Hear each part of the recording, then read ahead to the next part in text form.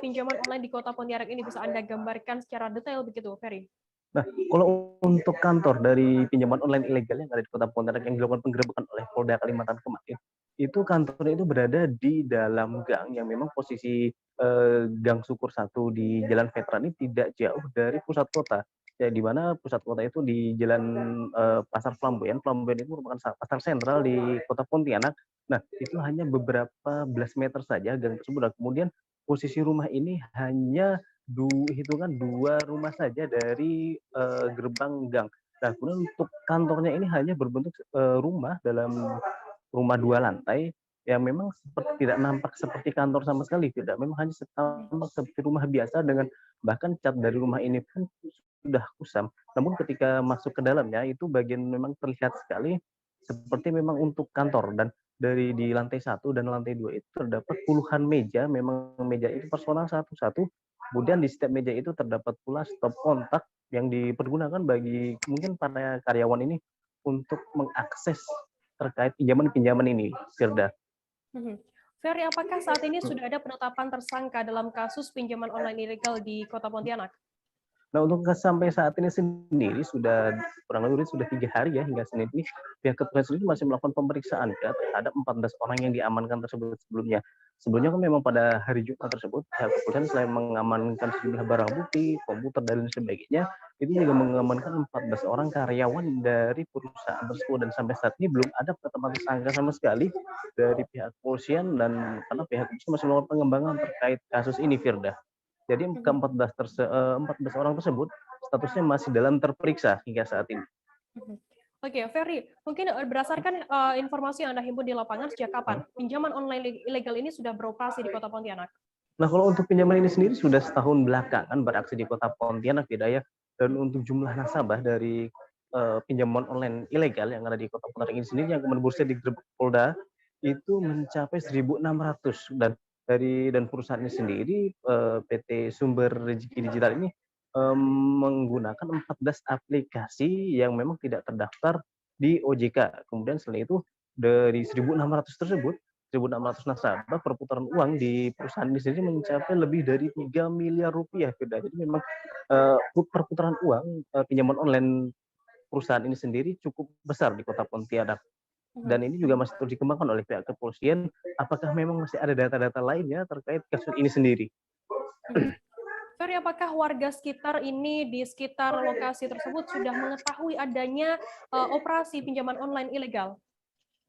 Nah, untuk kasus pinjaman ini sendiri, warga sekitar itu dari pihak RT, kemudian warga yang memang rumahnya itu tidak jauh dari lokasi sebelumnya tidak tahu apakah rumah ini dijadikan pinjaman online, namun mereka itu sempat mengatakan keresahannya dikarenakan karyawan dari perusahaan ini kan cukup banyak dan kantornya itu hanya berupa rumah kecil dan berada di gang kecil. Jadi karyawan-karyawan tersebut kendaraan-kendaraannya kerap mengganggu dari warga ini sendiri yang beraktivitas menggunakan lalu lintas jalan tersebut, karena dengan jumlah karyawan yang mencapai 60-an orang itu sangat memenuhi jalan gang tersebut yang mungkin hanya berkisar lebarnya itu 3-4 meter tidak.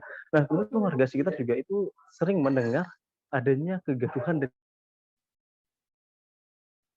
suaranya itu walaupun rumah tersebut tertutup terus, tapi suara dari kegaduhan tersebut sampai terdengar beberapa meter dari rumah tersebut, dan warga itu menyampaikan bahwa suara tersebut memang seperti orang yang sedang menagih hutang, tidak ada.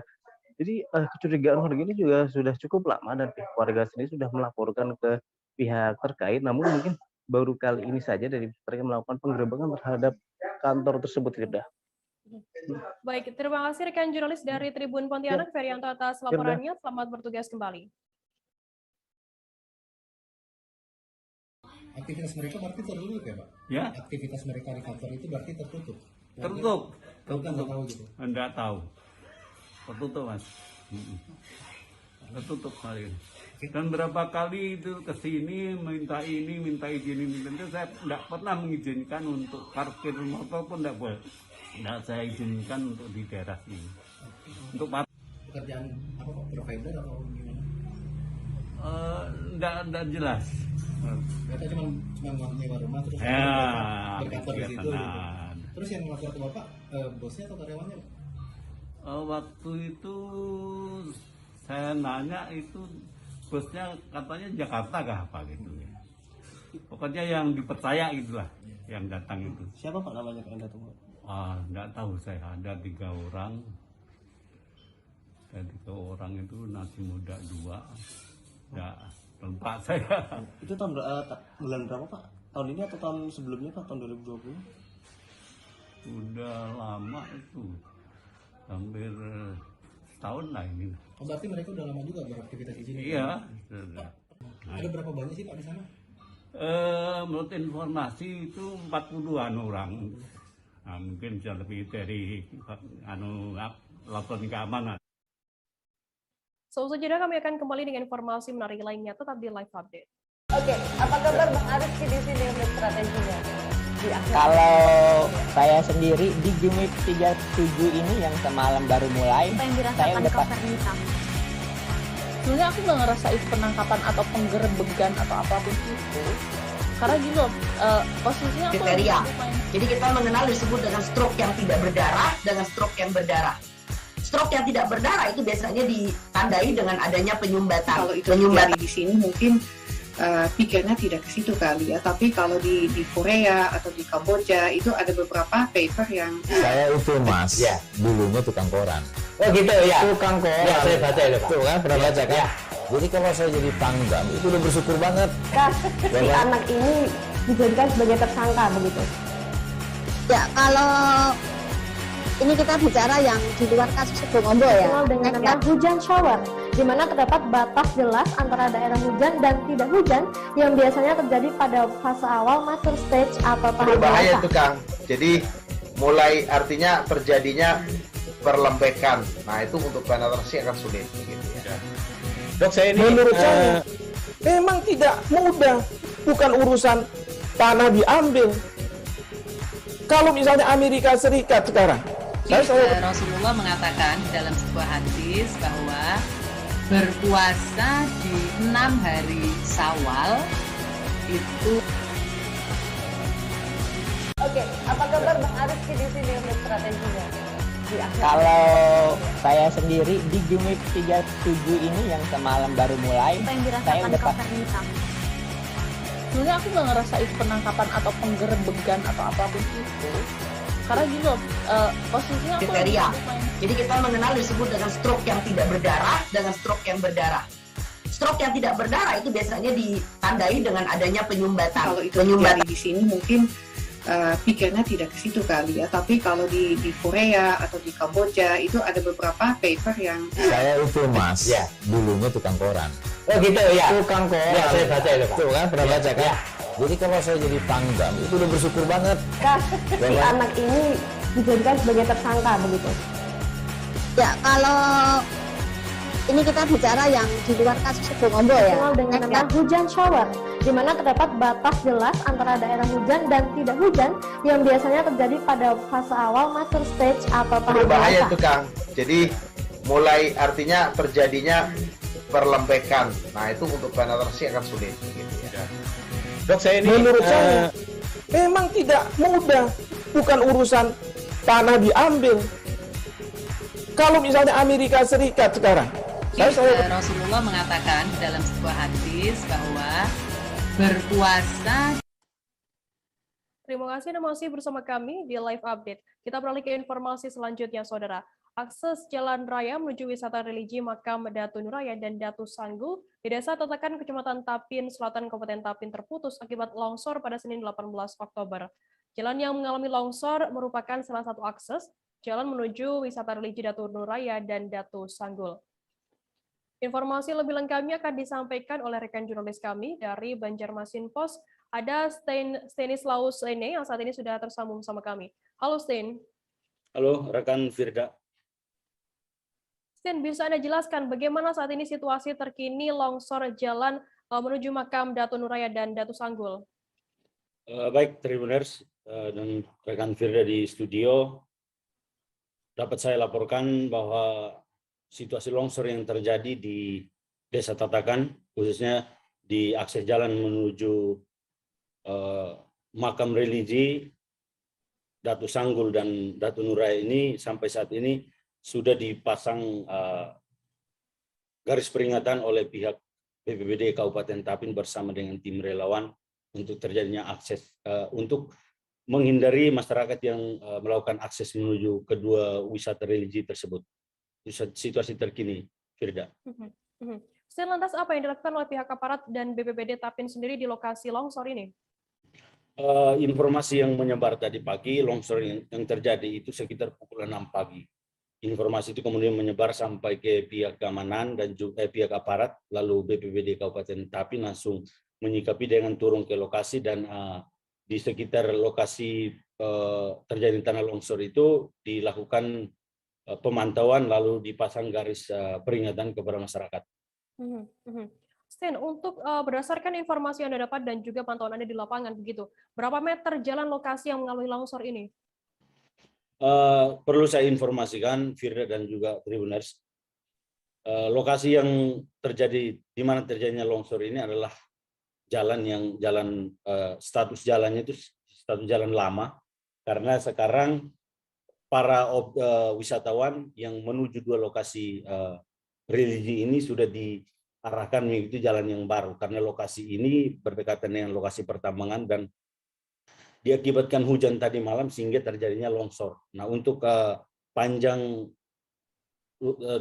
bencana tersebut atau longsor yang terjadi itu sekitar kurang lebih 100 meter, lalu lebar jalan yang terkena longsor itu 13 meter, dan juga kedalaman longsornya itu kurang lebih 3 meter. Itu, Firda. Untuk saat ini bagaimana untuk akses wisatawan ke lokasi makam Datu Raya dan juga Datu Sanggul ini?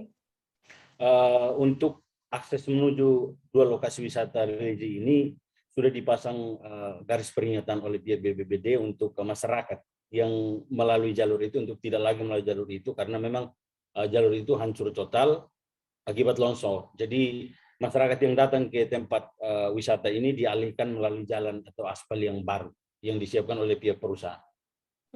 Baik, Tribuners, jurnalis kami tadi juga sudah menghimpun keterangan dari warga Desa Tatakan bernama Jamaluddin terkait hal ini. Berikut liputannya untuk Anda. Ini sudah asalnya apa rata-rata kejadiannya ini sudah? Jadi masalahnya kemarin itu rata-rata kejadiannya belum ada longsor kayak ini lagi. Oh, jadi lalui tapi nyala? Nggak jadi lalui. Malam itu banyak air retak-retaknya? Ada retak sedikit gitu nah. Cuma mulia ada sepuluh sentian juga dah. Ini jalannya kemana nih arahnya nih, Bang? Ini tujuannya Datu Raya ke Sanggul itu nah. Kalau ke belakang? Arah situ kan Datu Raya, arah keluar itu dari Sanggul. Oke. Sebelum kalau lewat selain ini mah kawah hijau lah.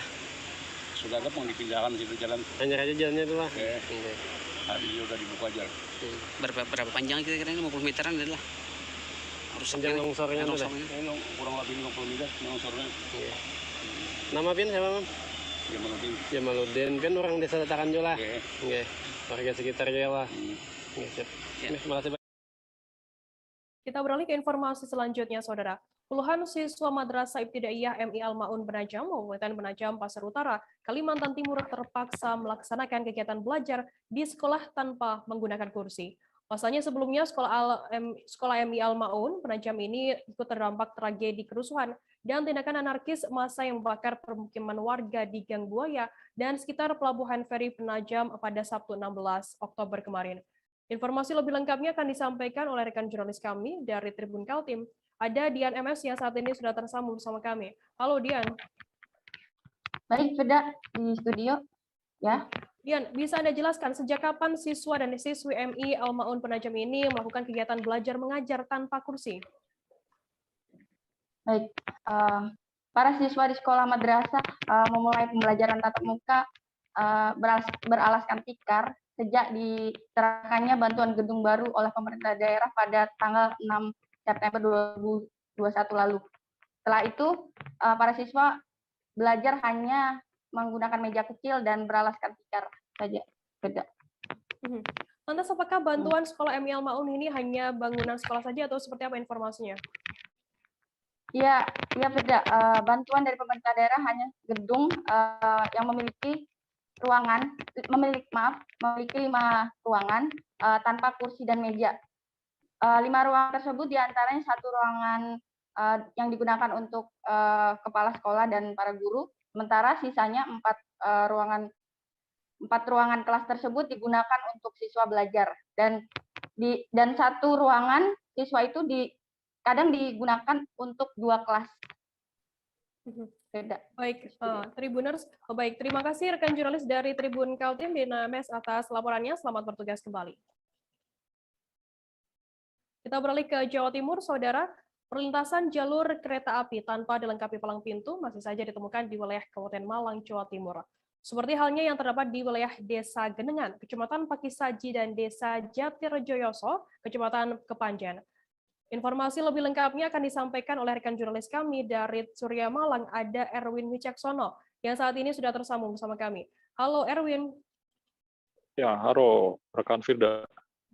Erwin, bisa Anda jelaskan bagaimana kondisi terkini perlintasan jalan kereta api tanpa dilengkapi palang pintu di Malang sendiri? Ya, baik, terima kasih.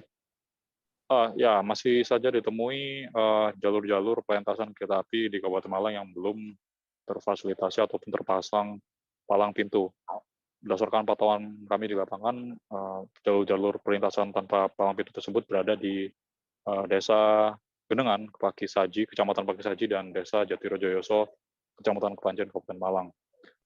Untuk menyiasati dan mencegah adanya kecelakaan di jalur-jalur rawan tersebut, ternyata warga sekitar bekerja sukarela menjadi penjaga di jalur-jalur palang pintu yang tidak ada palang pintu tersebut. Nah, berdasarkan informasi yang kami dapat juga, ternyata di jalur-jalur tersebut juga rawan kecelakaan, sehingga warga tergerak secara sukarela untuk menjadi penjaga pintu ya di situ. Dan jam-jam sibuk sendiri di jalur-jalur tersebut ada pada sore hari dan pagi hari ya, serta juga pada jam-jam pulang kerja dan pagi seperti itu. Ya begitu rekan Vida.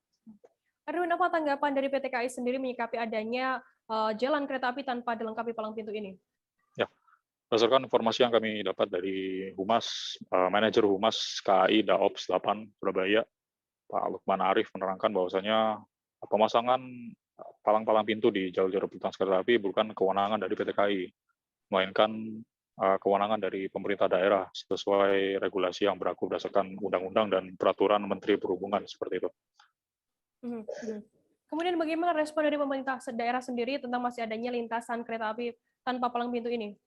Ya, berdasarkan juga informasi yang kami dapat, barusan Dinas Perhubungan Kabupaten Malang tak menampik ya adanya lintasan kereta api tanpa palang pintu ini. Namun untuk pemberian dan pemasangan palang pintu sendiri masih belum bisa dipastikan kapan, karena ada beberapa hal yang kata Dinas Perhubungan sendiri harus dibahas untuk membangun palang pintu ini. Praktis hingga kini palang-palang pintu di jalur-jalur rawan kecelakaan tersebut masih belum terpasang ya, dan belum ada kebijakan yang saklek dari pemerintah seperti itu. Baik, Tribuners, jurnalis kami tadi Erwin juga sudah menghimpun keterangan dari Nursio, penjaga sukarela jalur kereta api di Kabupaten Malang. Berikut liputannya untuk Anda. Bagaimana kondisi di sini Pak? Apakah sering kecelakaan atau seperti apa? Ya, dulunya nggak ada, baru ganti tahun ada kecelakaan itu. Oh, iya. Kalau itu sama orang kemana itu. Berarti orang lain yang banyak. Anak sekolah. Bapak jaga itu dari jam berapa sampai jam berapa? Dari jam 5:30. 5:30. Pak, ini jalur menghubungkan dari mana ke mana, Pak? Ini jalur ke Kepanjen bisa, ke Malang sana bisa. Oh iya. Jatirejoyoso ini, Pak? Iya. Kalau ke sana, Pak, kemana, Pak? Sama juga. Biasanya sama Malangnya, sama Kepanjen bisa juga sama. Tribuners, kita akan jeda sejenak. Kami masih akan menyajikan informasi menarik untuk Anda selesai ini. Tetap di Live Update. Oke, apa kabar Bang Arif di sini untuk strateginya?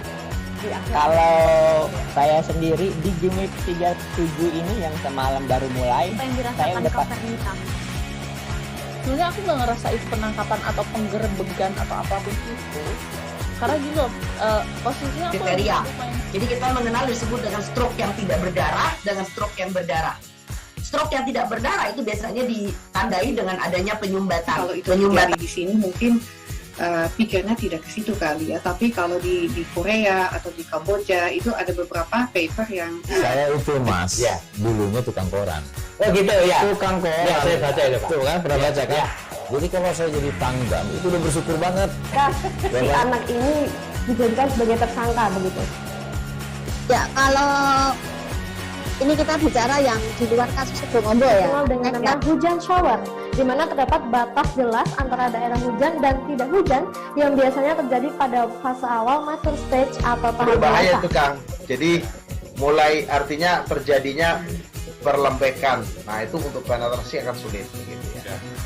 Dok, saya ini menurut saya memang tidak mudah, bukan urusan tanah diambil. Kalau misalnya Amerika Serikat sekarang, Rasulullah mengatakan dalam sebuah hadis bahwa berpuasa di 6 hari Syawal itu. Oke, apa kabar Bang Aris di sini untuk strateginya? Kalau saya sendiri di Jumit 37 ini yang semalam baru mulai, saya udah Sebenarnya aku nggak ngerasa itu penangkapan atau penggerebegan atau apapun itu. Karena gitu, posisinya aku kriteria. Jadi kita mengenal disebut dengan stroke yang tidak berdarah dengan stroke yang berdarah. Stroke yang tidak berdarah itu biasanya ditandai dengan adanya penyumbatan. Kalau itu terjadi di sini mungkin pikirnya tidak ke situ kali ya. Tapi kalau di Korea atau di Kamboja itu ada beberapa paper yang Saya itu Mas, dulunya tukang koran. Oh gitu ya. Tukang koran. Ya, saya baca itu Pak. Tuh kan pernah baca kan? Jadi kalau saya jadi pangdam itu udah bersyukur banget. Si anak ini dijadikan sebagai tersangka begitu. Ya, kalau ini kita bicara yang di luar kasus Sebongombo ya. Dikenal dengan nama hujan shower, di mana terdapat batas jelas antara daerah hujan dan tidak hujan yang biasanya terjadi pada fase awal mature stage atau tahap Berbahaya dewasa. itu Kang. Jadi mulai artinya terjadinya perlembekan. Nah itu untuk penetrasi akan sulit. Gitu ya. Dok, saya ini menurut saya memang tidak mudah, bukan urusan tanah diambil. Kalau misalnya Amerika Serikat sekarang, Rasulullah mengatakan dalam sebuah hadis bahwa berpuasa di 6 hari Syawal itu. Oke, apa kabar Bang Aris di sini untuk strateginya? Kalau saya sendiri di Jumit 37 ini yang semalam baru mulai, saya udah Sebenarnya aku nggak ngerasa itu penangkapan atau penggerebegan atau apapun itu. Karena gitu, posisinya aku kriteria. Jadi kita mengenal disebut dengan stroke yang tidak berdarah dengan stroke yang berdarah. Stroke yang tidak Terima kasih Anda masih bersama kami di Live Update. Kita beralih ke informasi selanjutnya, Saudara. Petugas keamanan di pabrik PT Gria Mandiri Perkasa atau GMP di Kabupaten Serang, Banten berhasil meringkus seorang terduga pelaku pencurian pada Minggu 17 Oktober sore. Petugas keamanan di PT GMP melaporkan adanya seorang terduga pelaku yang masuk ke area pabrik yang diduga akan melakukan aksi pencurian sebuah sepeda motor. Aksi pencurian tersebut juga sempat terekam kamera CCTV milik perusahaan tersebut. Untuk mengetahui informasi lebih lengkapnya, sudah bergabung bersama kami wartawan dari Tribun Banten, ada Ahmad Tajudin yang akan memberikan informasi lengkapnya untuk Anda Tribuners. Halo Tajudin.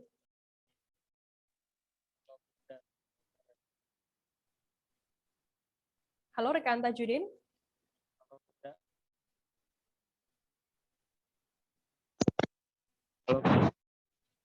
Ya.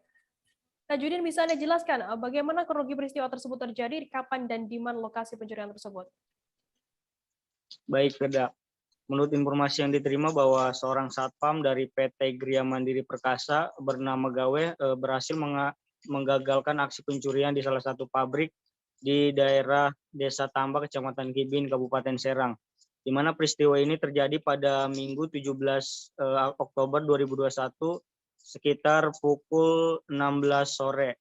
Kemudian aksi dari pelaku ini diketahui oleh Bawe selaku satpam, di mana aksi ketika mereka melakukan aksinya terpantau melalui CCTV yang berada di salah satu perusahaan tersebut, di mana diinformasikan menurut keterangan yang diterima bahwa pelaku diduga ada 2 orang, di mana 1 orang diantaranya masuk ke daerah pabrik, di area pabrik, kemudian yang satunya sendiri menunggu rekannya di depan gerbang pabrik. Namun ketika diketahui oleh Bawe selaku penjaga keamanan di sana, melihat gerak-gerik salah satu tersangka yang hendak mencoba mengambil salah satu motor yang ada di parkiran, kemudian melihat aksi tersebut terekam di CCTV, kemudian petugas mengambil cara dengan menutup gerbang tersebut sehingga pelaku tidak bisa keluar dan berhasil ditangkap oleh petugas keamanan. Sementara untuk pelaku yang satunya sendiri yang berjaga di depan gerbang itu berhasil melarikan diri. Berarti saat ini bisa dikatakan memang aksi pencurian tersebut dilakukan tidak hanya satu orang saja. Setelah tertangkap, Tajudin, lalu petugas keamanan di sana membawa kemana pelaku ini? Baik, Firda. Setelah petugas bernama Bawe tersebut menangkap salah satu tersangka, di mana tersangka tersebut kemudian diinterogasi oleh petugas dan si pelaku mengakui bahwa dia hendak mengambil sepeda motor yang ada di pabrik tersebut. Kemudian setelah ditangkap, petugas kemudian membawa si pelaku ke polsek yang berada di daerah setempat, yakni di Polsek Cikande untuk diserahkan kepada petugas kepolisian. Kemudian bagaimana tanggapan dari pihak kepolisian sendiri atas kejadian pencurian tersebut dan bagaimana untuk proses selanjutnya? Baik, Firda. Untuk informasi yang diterima bahwa ketika Tribun Banten mencoba mengkomunikasikan atau mengkonfirmasi pihak kepolisian, di mana bahwa pihak kepolisian sendiri dari Satreskrim Polsek Cikande membenarkan bahwa ada salah satu pelaku, di mana pelaku tersebut diserahkan oleh petugas security atau petugas keamanan di salah satu pabrik, di mana diduga bahwa pelaku tersebut akan mengambil sebuah motor. Kemudian pelaku saat ini sudah diamankan oleh pihak kepolisian, dan dari pihak kepolisian sendiri saat ini pihaknya masih melakukan penyelidikan untuk menindaklanjuti dari aksi kejahatan yang dilakukan oleh pelaku tersebut. Di mana diketahui bahwa pelaku yang saat ini ditangkap, beliau berasal dari Lampung, Firda. Oke. Baik, terima kasih rekan jurnalis dari Tribun Banten, Ahmad Tajudin atas laporannya. Selamat bertugas kembali. Kita beralih ke Jawa Tengah, Saudara. Aksi truk oleng yang dilakukan seorang pria di Wonotunggal, Kabupaten Batang berujung maut. Seorang penonton atraksi tersebut terserempet truk saat berdiri dan merekam aksi truk oleng itu. Sopir diketahui hilang kendali yang menyerempet penonton dan menabrak pohon besar di pinggir jalan pada Minggu 17 Oktober kemarin. Informasi lebih lengkapnya akan disampaikan oleh rekan jurnalis kami dari Tribun Jateng. Ada Dina Indriani yang saat ini sudah tersambung bersama kami. Halo Dina. Iya, halo, selamat sore rekan Firda. Dina, bisa Anda jelaskan bagaimana kondisi lokasi kejadian pasca kecelakaan truk oleng tersebut? Iya, jadi pantauan Tribun Jateng di lokasi kejadian yaitu di jalur Kedung Malang, Wonotunggal itu masih ada beberapa pecahan kaca dari truk yang menabrak sebuah pohon setelah sebelumnya menyerempet penonton. Begitu yang saat merekam itu. Nah, jadi masih ada beberapa bukti dari pohon yang lecet, kemudian juga bahu-bahu jalan. Begitu, Firda. Dina, bagaimana untuk kronologi kejadian menurut kesaksian warga di sana?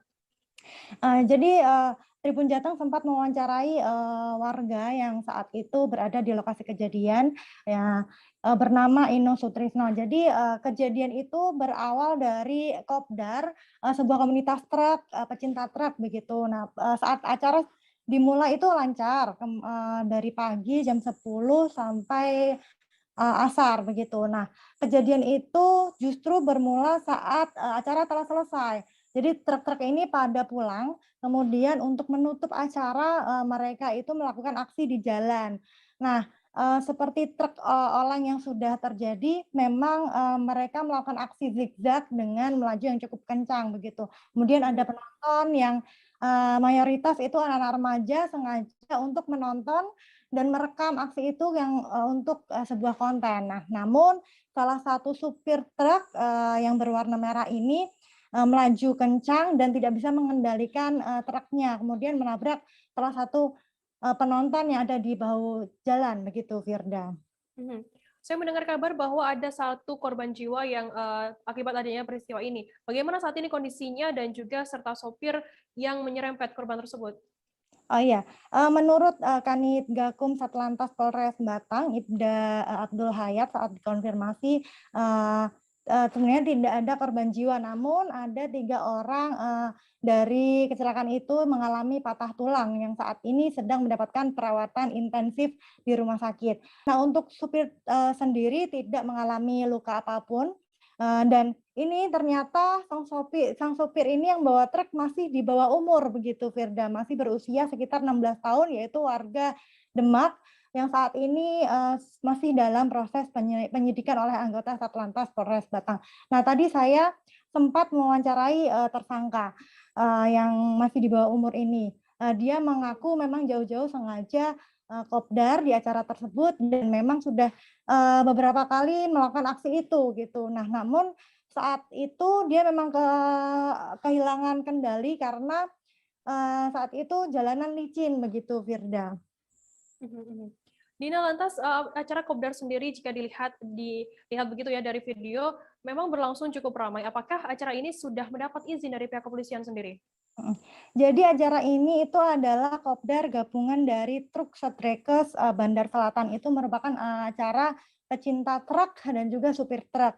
Nah, Kanit Gakum Abdul Hayat sendiri menyebut bahwa acara tersebut tidak berizin. Namun pihak panitia memang telah meminta izin kepada pemerintah desa setempat.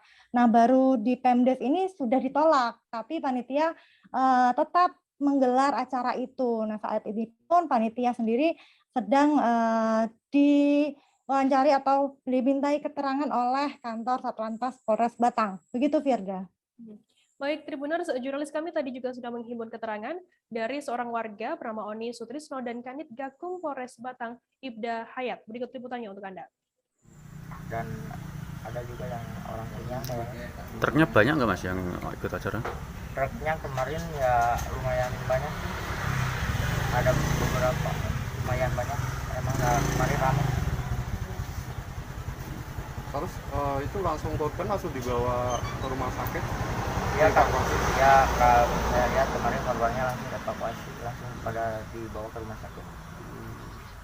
Korban ini juga ini ya, perekam konten itu ya? Iya, korbannya lagi merekam konten, bikin konten. Berjalan oleng atau mungkin sengaja diolengkan karena ini adalah komunitas teroleng, tidak terkendali kemudian menyerempet penonton. Pada saat itu di syuting penonton 3 orang, masih di anak-anak semua dalam keadaan luka-luka. Untuk pengemudi atas nama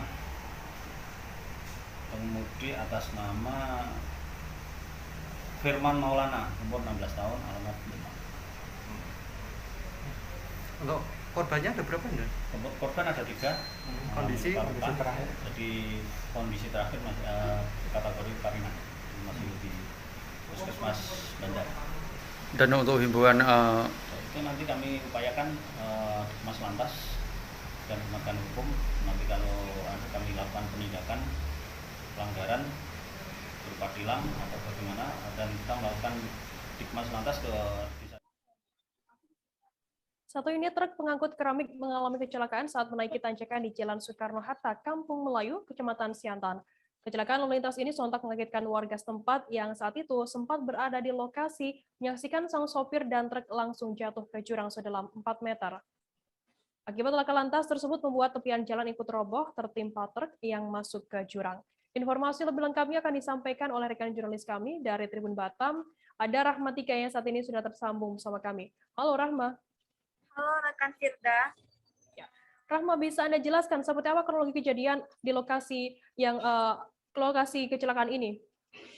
Baik, kecelakaan lalu lintas yang terjadi di Jalan Soekarno-Hatta, Kecamatan Siantan, satu buah truk yang membawa keramik yang akan menuju ke Desa Rintis tiba-tiba mengalami remblong. Saat itu dari informasi terhimpun dari warga sekitar yang menyaksikan langsung truk tersebut sempat mati, kemudian truk terguling masuk ke dalam jurang sedalam 4 meter. Saat dikonfirmasi melalui Banit Laka Satlantas Polres Kepulauan Anambas, beliau membenarkan bahwa telah terjadi satu buah truk yang terguling sedalam 4 meter karena terjadinya remblong. Saat ini pihak dari Satlantas Polres Kepulauan Anambas sendiri sedang menindaklanjuti kejadian laka lantas tersebut. Seperti itu, Firda. Rahma, lantas apakah dari kecelakaan ini tersebut ada korban jiwa maupun korban luka? Baik, untuk di dalam truk itu sendiri berisikan 2 orang, yaitu penumpang dan 1 sopir. Saat dikonfirmasi, saat itu 2 orang ini mengalami luka ringan, kemudian langsung dilarikan ke RSUD Tarempa. Hanya luka pada bagian tangan dan kaki saja. Seperti itu, Firda. Baik, terima kasih rekan jurnalis dari Tribun Batam, Rahmatika atas laporannya. Selamat bertugas kembali. Tribuners, selanjutnya kami akan kembali dengan informasi menarik lainnya, tetap di Live Update. Oke, apa kabar Bang Aris di sini untuk strateginya? Kalau saya sendiri di Jumik 37 ini yang semalam baru mulai, saya udah sebenarnya aku nggak ngerasa itu penangkapan atau penggerebegan atau apapun itu. Karena gitu, posisinya aku kriteria. Jadi kita mengenal disebut dengan stroke yang tidak berdarah dengan stroke yang berdarah.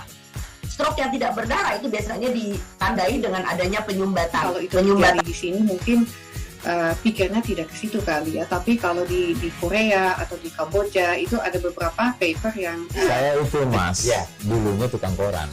Oh gitu ya. Tukang koran. Ya, saya baca itu, Pak. Tuh kan pernah baca kan? Ya. Jadi kalau saya jadi pangdam itu udah bersyukur banget. Si anak ini dijadikan sebagai tersangka begitu. Ya, kalau ini kita bicara yang di luar kasus Sebongombo ya. Dengan nama hujan shower, di mana terdapat batas jelas antara daerah hujan dan tidak hujan yang biasanya terjadi pada fase awal mature stage atau tahap berbahaya dewasa. itu Kang. Jadi mulai artinya terjadinya perlembekan. Nah itu untuk penetrasi akan sulit. Gitu ya.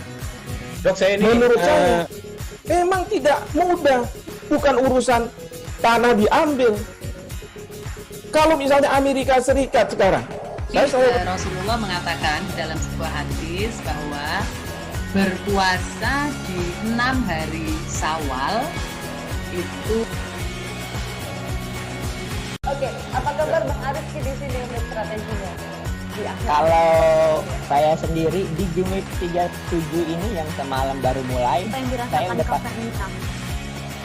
sebenarnya aku nggak ngerasa itu penangkapan atau penggerebegan atau apapun itu.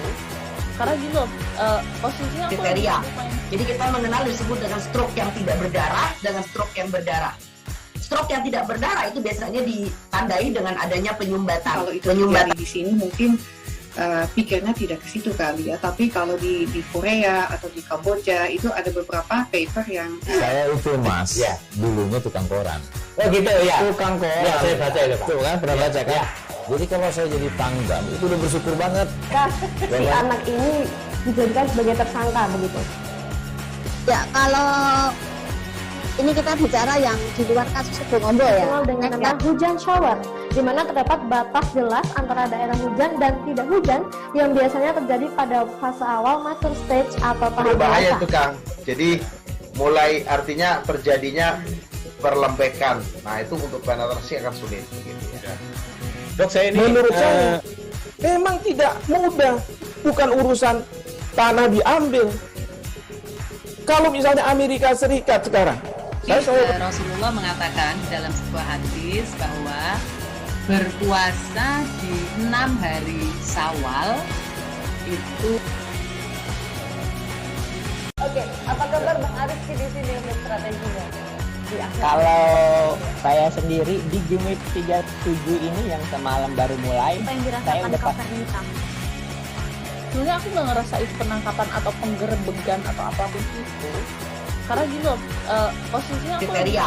Jadi kita mengenal disebut dengan stroke yang tidak berdarah dengan stroke yang berdarah. Stroke yang tidak berdarah itu biasanya ditandai dengan adanya penyumbatan. Kalau itu terjadi di sini mungkin pikirnya tidak ke situ kali ya. Tapi kalau di Korea atau di Kamboja itu ada beberapa paper yang Saya itu Mas, dulunya tukang koran. Oh gitu ya. Tukang koran. Ya, saya baca itu Pak. Tuh kan pernah baca kan? Jadi kalau saya jadi pangdam itu udah bersyukur banget. Si anak ini dijadikan sebagai tersangka begitu. Ya, kalau ini kita bicara yang di luar kasus Sebongombo ya. Dikenal dengan nama hujan shower, di mana terdapat batas jelas antara daerah hujan dan tidak hujan yang biasanya terjadi pada fase awal mature stage atau tahap Berbahaya dewasa. itu Kang. Jadi mulai artinya terjadinya perlembekan. Nah itu. Terima kasih Anda masih bersama kami di Live Update. Kita beralih ke informasi selanjutnya, Saudara. Pengadilan Tipikor Jakarta kembali menggelar sidang lanjutan kasus suap ex-penyidik KPK Stefanus Robin 47 pada hari ini Senin 18 Oktober. Mantan Bupati Kutai Kartanegara Rita Widiasari menjadi salah satu orang yang bersaksi bagi terdakwa AKP Robin dan advokat Maskur Hussein. Informasi lebih lengkapnya akan disampaikan oleh rekan jurnalis kami dari tribunnews.com. Ada Ilham Rian Pratama yang saat ini sudah tersambung bersama kami. Halo Ilham. Halo Firda. Ilham, bisa Anda jelaskan bagaimana perkembangan jalannya persidangan ex-penyidik KPK dengan saksi mantan Bupati Kutai Kartanegara Rita Widiasari ini? Ya, Tribuners dan rekan Firda, jadi pada hari ini Pengadilan Tipikor Jakarta menggelar sidang lanjutan kasus dugaan suap kepada ex-penyidik KPK Stefanus Robin 47. Tim Jaksa Penuntut Umum menghadirkan 5 orang saksi, salah satunya adalah mantan Bupati Kutai Kartanegara Rita Widiasari. Dalam kesaksiannya, Rita mengaku mengenal sosok Stefanus melalui ex-wakil Ketua DPR Ajis Samsudin. Mulanya Rita menjelaskan sempat ditemui Ajis di lapas kelas 2 Tangerang pada September 2020. Saat itu Ajis datang bersama Robin. Rita bilang Ajis datang awalnya untuk membahas persoalan Partai Golkar di Kalimantan Timur. Di sela-sela pertemuan itu, Ajis memperkenalkan Robin ke Rita, di mana Rita dan Ajis sama-sama dari Partai Golkar. Rita menyebut pertemuan berlangsung di tempat ruang terpidana ketika mendapat kunjungan. Sekadar informasi, Rita merupakan terpidana kasus suap dan gratifikasi terkait perizinan dan berbagai proyek lingkungan Pemkab Kukar. Jaksa KPK kemudian memperdalam kesaksian Rita. Jaksa lantas mencecar Rita mengenai tujuan Aziz mendatanginya bersama Robin.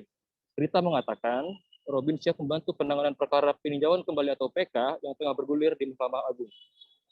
Fakta kedua, terungkap juga bahwa Rita Widiasari kerap memberikan uang kepada penyidik KPK Stefanus Robin 47. Alasannya yaitu dengan bahwa nilai kemanusiaan. Total uang yang diberikan Rita kepada Robin senilai 60,5 juta rupiah. Rita juga membeberkan bahwa duit-duit itu diperuntukkan bagi ibunda Robin yang sedang mengalami sakit COVID-19. Demikian, Firda.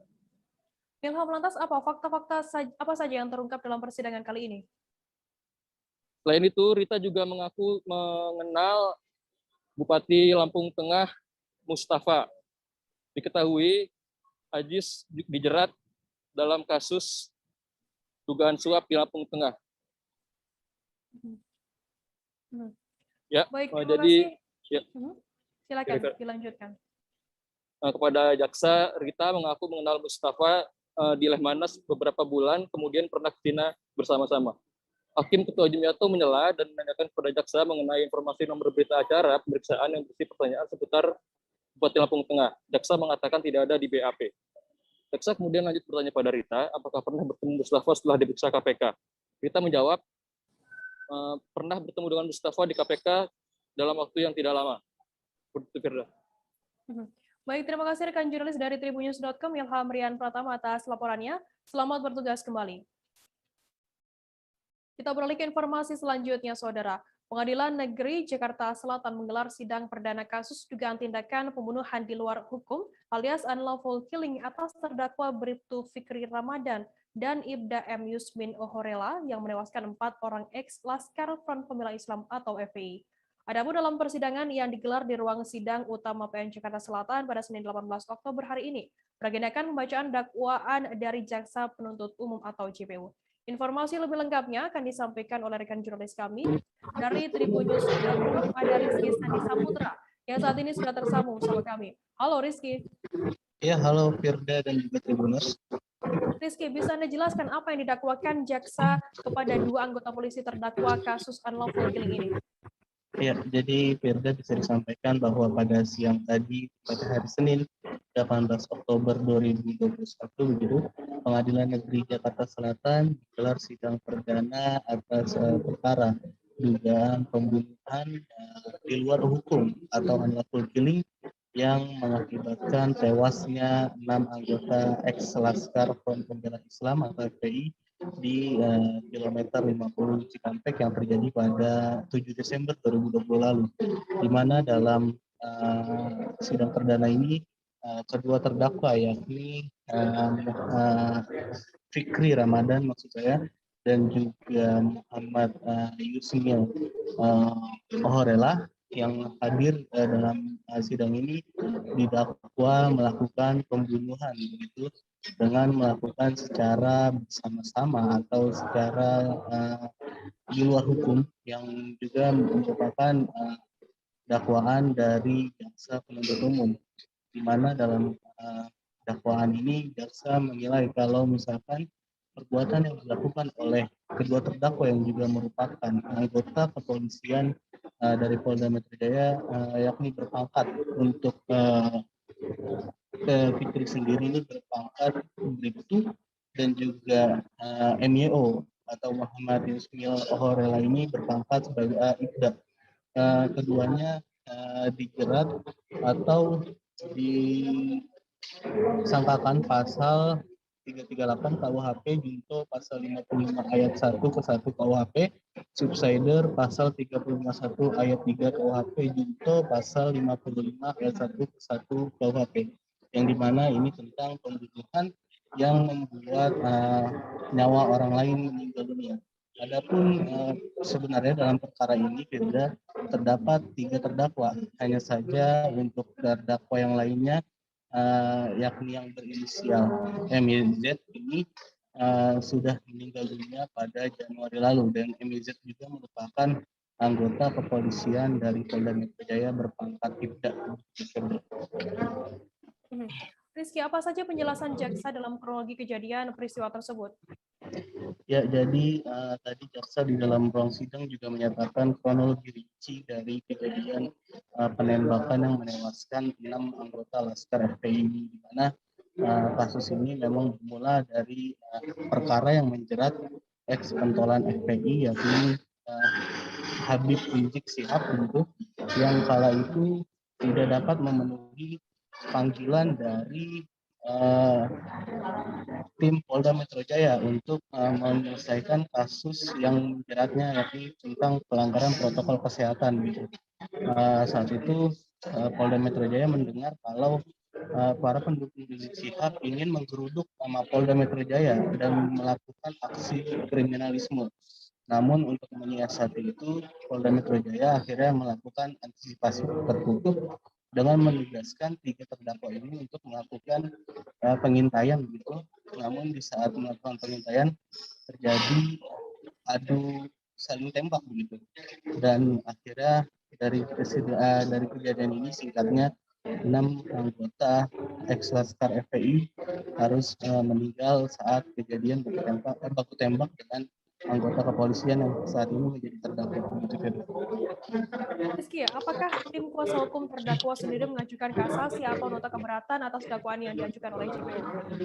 Ya, jadi tadi juga anggota kuasa hukum dari kedua terdakwa yakni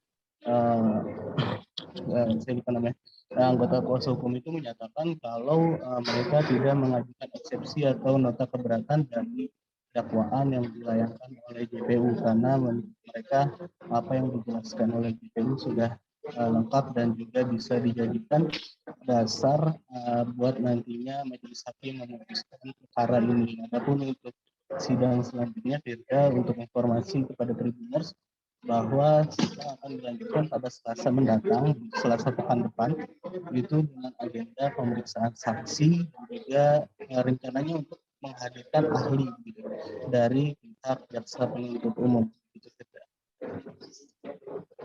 Baik, terima kasih rekan jurnalis dari tribunnews.com, Rizky Sandi Saputra atas laporannya. Selamat bertugas kembali. Kita beralih ke informasi selanjutnya, Saudara. Sekretaris Dinas Perpustakaan dan Kearsipan Provinsi Sulut, Odi Memengkawang, menegaskan kunjungan ke perpustakaan daerah masih dibatasi Senin 18 Oktober. Terpantau di lantai 2 kantor Dinas Perpustakaan dan Kearsipan Provinsi Sulut yang berada di Jalan Lumimut, Tikala, Manado, samping lapangan Tikala tampak sepi dan buku-buku dipenuhi debu-debu. Informasi lebih lengkapnya akan disampaikan oleh rekan jurnalis kami dari Tribun Manado. Ada Official Mukuan yang saat ini sudah tersambung bersama kami. Halo Official. Halo rekan Firda. Official, bisa Anda jelaskan bagaimana saat ini kondisi di perpustakaan dari pantauan Anda di lapangan? Ya, dari hasil pantauan kami siang hari, kondisi perpustakaan saat ini memang terlihat sangat sepi. Sama sekali tidak ada pengunjung saat itu. Padahal sebagaimana informasi yang kami dapatkan sebelum pandemi, suasana di perpustakaan ini memang banyak diminati masyarakat, apalagi dari yang ingin membaca kesehatan dari sekolah-sekolah dan mahasiswa. Tapi saat ini memang saat kami pantau sama sekali tidak ada pengunjung, tapi memang menurut sekretaris daerah memang dibatasi. Demikian Firda. Fistel, sejak kapan perpustakaan ini tidak bebas lagi dikunjungi oleh masyarakat? Ya, seperti disampaikan sekretaris tadi, bahwa setelah pandemi di Sulawesi Utara pada bulan Maret, perpustakaan ini sudah tidak lagi dibuka untuk umum, sehingga hanya terbatas. Dan yang bisa mengunjungi ini hanya mahasiswa semester akhir dan mahasiswa yang memang diharuskan ada kunjungan khusus, tapi kalau tidak masih dilarang masuk, apalagi menurut mereka masih di tengah pandemi ini. Khususnya juga bagi anak-anak kan di Kota Manado belum keseluruhan sekolah tatap muka, masih daring, jadi sekretaris daerah bilang memang belum terbuka untuk umum. Demikian Firda. Misal, apakah sudah ada informasi mengenai dibukanya kembali perpustakaan daerah di Provinsi Sulut untuk masyarakat yang bebas di sana? Ya, memang tadi disampaikan oleh sekretaris, untuk sekarang yang bisa masuk baru beberapa, apalagi khususnya masyarakat memang yang paling banyak 5 orang. Dan disampaikan memang jumlah kasus COVID-19 di Sulawesi Utara semakin menurun dan pemerintah sudah memberikan kebebasan lagi bagi masyarakat, baru akan dibuka lebih banyak lagi. Tapi sekarang memang masih sangat terbatas, paling banyak 5 orang untuk berkunjung. Demikian Firda. Baik, Tribuners, jurnalis kami tadi juga sudah menghimpun keterangan dari Sekretaris Daerah Perpustakaan dan Kearsipan Provinsi Sulut, Odi Memengkawang, dan juga Kepala Bidang Perpustakaan Christian Onibala. Berikut liputannya untuk Anda. Kita lagi benahi untuk layanan perpustakaan yang ada.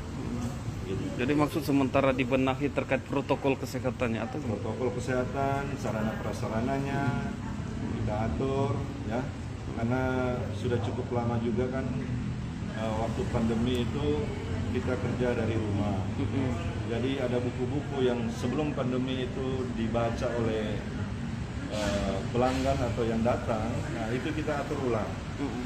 Kita atur ulang sesuai nomor-nomor, kode-kode, kelas-kelas dari buku-buku itu. Oke. Kita mengambil kesempatan untuk menata kembali untuk peningkatan layanan supaya kepuasan kepada pemustaka datang terasa lebih enak, lebih nyaman. Jadi orang bersih-bersih, menata kembali layoutnya, membuat semenarik mungkin, secepat mungkin mereka mendapatkan fasilitas yang nyaman untuk datang berkunjung membaca di perpustakaan ini. Kemudian ada strategi kedua juga yang sudah ditawarkan dengan membuka link e-Sulut yang secara elektronik bisa dibaca. Dua sisi itu yang orang ini untuk peningkatan kepuasan pelayan kepada pemustaka, membenahi diri, membatasi secara protokol kesehatan bagi para pemustaka yang ingin datang berkunjung ke perpustakaan provinsi. Selanjutnya kami akan kembali dengan informasi menarik lainnya, tetap di Live Update. Oke, apa kabar Bang Arif di sini untuk strateginya? Kalau saya sendiri di Jumip 37 ini yang semalam baru mulai, apa yang saya dirasakan udah Kak Fernita? Sebenarnya aku nggak ngerasa itu penangkapan atau penggerebegan atau apapun itu. Karena gini loh, posisinya aku kriteria. Jadi kita mengenal disebut dengan stroke yang tidak berdarah dengan stroke yang berdarah. Stroke yang tidak berdarah itu biasanya ditandai dengan adanya penyumbatan. Kalau itu terjadi di sini mungkin pikirnya tidak ke situ kali ya, tapi kalau di Korea atau di Kamboja itu ada beberapa paper yang saya itu mas, ya dulunya tukang koran. Oh gitu ya. Tukang koran. Ya, saya baca itu Pak. Tuh kan pernah baca kan? Ya. Jadi kalau saya jadi pangdam itu udah bersyukur banget. Si anak ini dijadikan sebagai tersangka begitu. Ya kalau ini kita bicara yang di luar kasus Sebongombo ya. Dengan nama hujan shower, di mana terdapat batas jelas antara daerah hujan dan tidak hujan yang biasanya terjadi pada fase awal mature stage atau tahap berbahaya dewasa. itu Kang. Jadi mulai artinya terjadinya perlembekan. Nah itu untuk penetrasi akan sulit. Gitu ya. Dok, saya ini menurut saya memang tidak mudah, bukan urusan tanah diambil. Kalau misalnya Amerika Serikat sekarang, Rasulullah mengatakan dalam sebuah hadis bahwa berpuasa di 6 hari Syawal itu. Oke, apa kabar Bang Arif di sini untuk strateginya?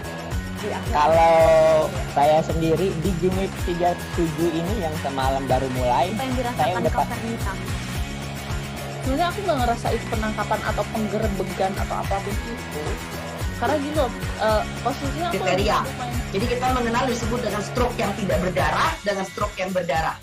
Stroke yang tidak berdarah itu biasanya ditandai dengan adanya penyumbatan. Kalau itu terjadi di sini mungkin pikirnya tidak ke situ kali ya, tapi kalau di Korea atau di Kamboja itu ada beberapa paper yang saya itu mas, ya dulunya tukang koran. Oh gitu ya. Tukang koran. Ya, saya baca itu Pak. Tuh kan pernah baca kan? Ya. Jadi kalau saya jadi pangdam itu udah bersyukur banget. Si anak ini dijadikan sebagai tersangka begitu.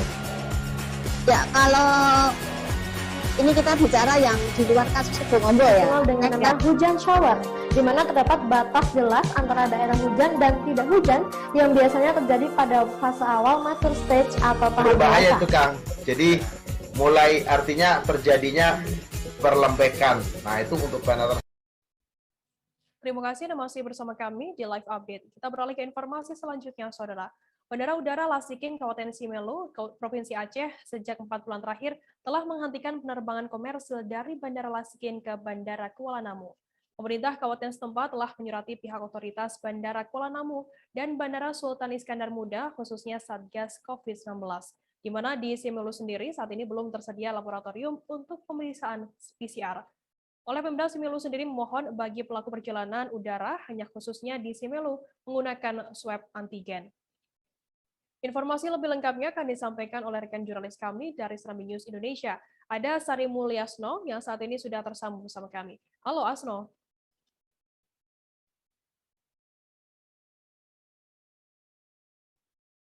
Halo rekan Asno.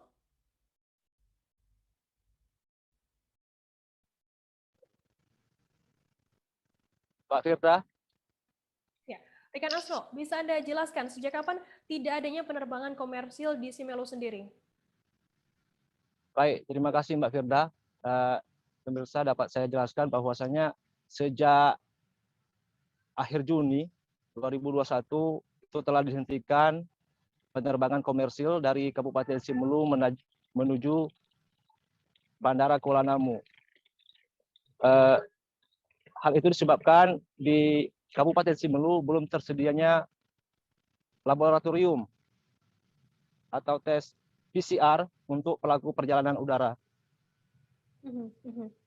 Kemudian Asno, apa upaya dari pemerintah daerah sendiri setelah tidak adanya penerbangan komersil di sana? Baik, Firda.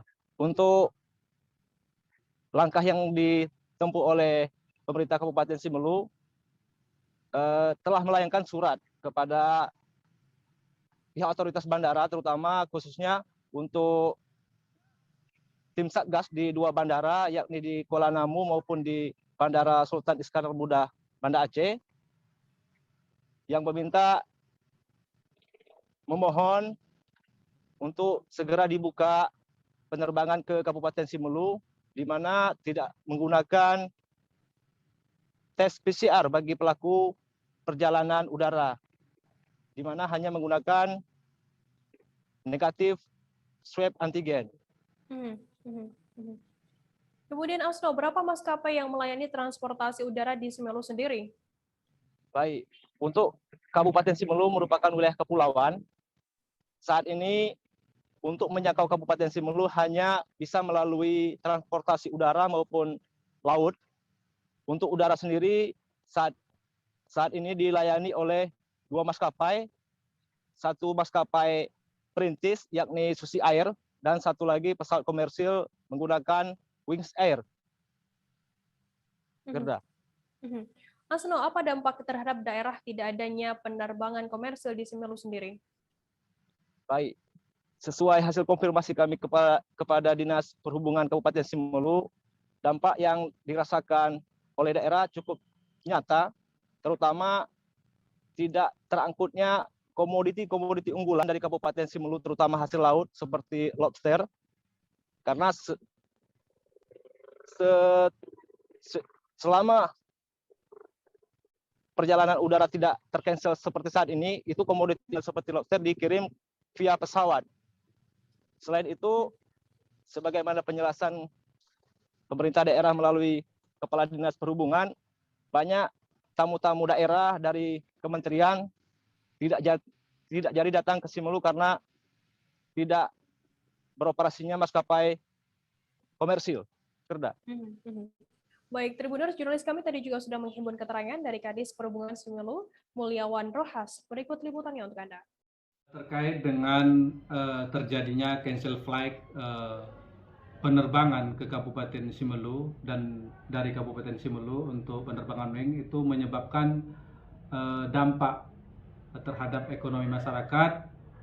Contohnya pada saat ini komoditi unggulan yang ada di Simelu seperti lobster itu harganya anjlok pada saat ini. Kalau kita lihat harga lobster per kilonya tidak sampai dari 150.000, di bawah 150.000, sehingga ini juga sangat berakibat kepada merosotnya perekonomian di Kabupaten Simelu.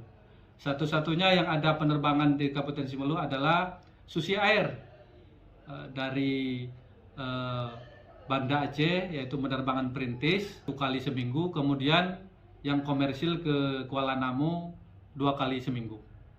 Untuk tamu-tamu daerah kemudian juga perlu kami sampaikan, dengan ketiadaan penerbangan ke Simelu ini menyebabkan beberapa wisatawan kemudian investor ke Simelu merasa terhambat atau enggan untuk berkunjung ke Simelu. Begitu juga tamu-tamu daerah yang dari kementerian maupun dari provinsi, karena harus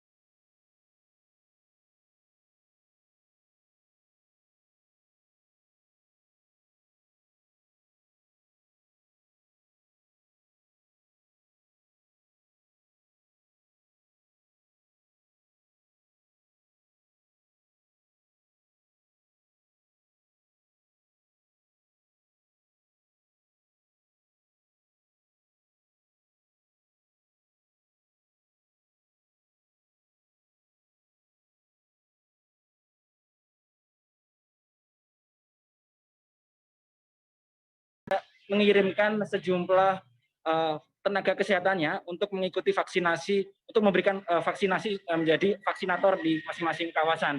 Selain itu, Pemkot bersama Forkopimda yang lain juga mengirimkan mobil-mobil vaksin untuk bisa berkeliling di masing-masing kabupaten tersebut. Selain itu, saat ini Pemkot juga masih menggencarkan vaksinasi massal yang bukan hanya menyerbu masyarakat Surabaya saja, namun juga masyarakat kabupaten lain yang saat ini berada di kota Surabaya. Firda. Mobil lantas untuk evaluasi dari PPKM level 3 di Surabaya yang dilakukan oleh pemerintah di sana, apakah sudah ada rencana begitu nantinya apabila Surabaya sudah turun ke level di 2 ataupun ke level 1? Iya, jadi pemerintah kota optimis ya, level PPKM di Surabaya dapat menurun pada pengumuman penurunan PPKM yang rencananya akan dilakukan hari ini ya, petang nanti, atau mungkin malam yang dilakukan oleh pemerintah pusat. Apabila memang level PPKM Surabaya akan menurun, nantinya akan ada sejumlah relaksasi di Surabaya, diantaranya pembukaan taman hingga tempat wisata. Saat ini pemerintah kota Surabaya juga telah mengusulkan sejumlah tempat wisata untuk bisa masuk dalam tahap uji coba pembukaan. Di antaranya ada sejumlah museum, kemudian tempat rekreasi air, dan tempat dan taman. Untuk saat ini Surabaya baru membuka 2 tempat wisata ya untuk tahap uji coba, yaitu Kebun Binatang Surabaya dan Surabaya Northway. Uji coba itu dilakukan dengan penerapan protokol kesehatan ketat dan hingga saat ini tidak menimbulkan klaster COVID-19. Firda. Baik, Tribuners, jurnalis kami tadi juga sudah menghimpun keterangan dari Wali Kota Surabaya Edi Cahyadi dan juga Kepala Dinas Kebudayaan dan Pariwisata atau Disbudpar Kota Surabaya Antik Sugiharti. Berikut liputannya untuk Anda. Tapi karena aglomerasi kita belum bisa, sehingga dengan kemarin kita ikut membantu di aglomerasi, semoga nanti juga bisa turun lagi.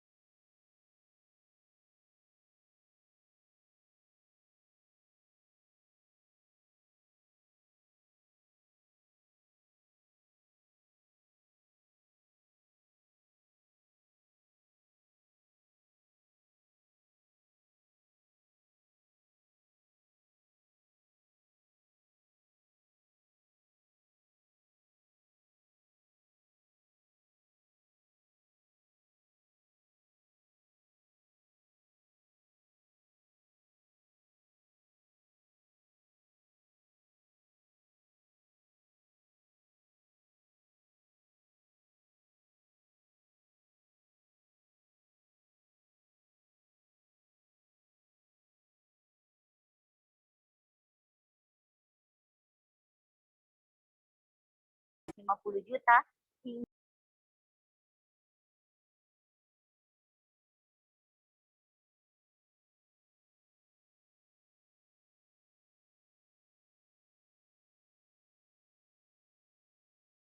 Hingga 200 juta. Dan untuk hadiah peraih perunggu, medali perunggu,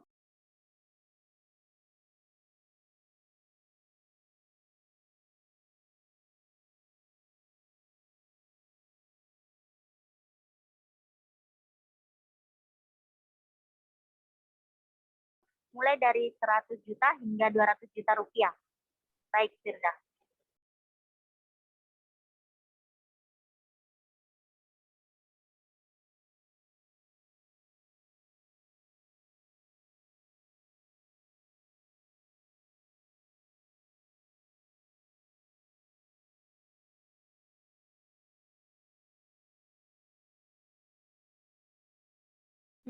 Baik, Tribuners, jurnalis kami tadi juga sudah menghimpun keterangan dari Gubernur Sulawesi Tengah.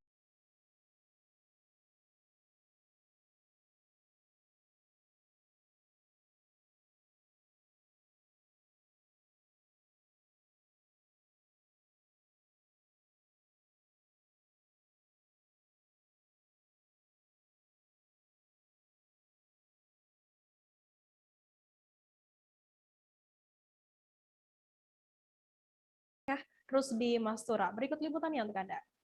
Apa strategi Pak Gung?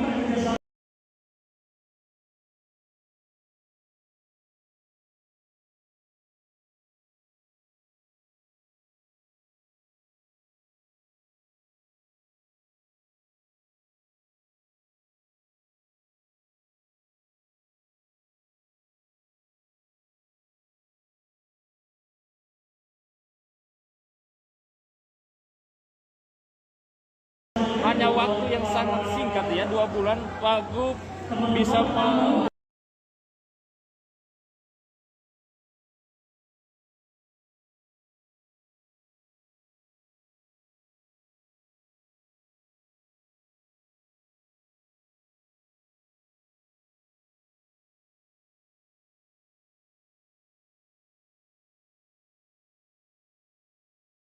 memberikan motivasi kepada ketua KONI dan Sulawesi Tengah bisa meraih medali, beberapa medali terbanyak di sepanjang sejarah di perhelatan PON yang ada di tanah air.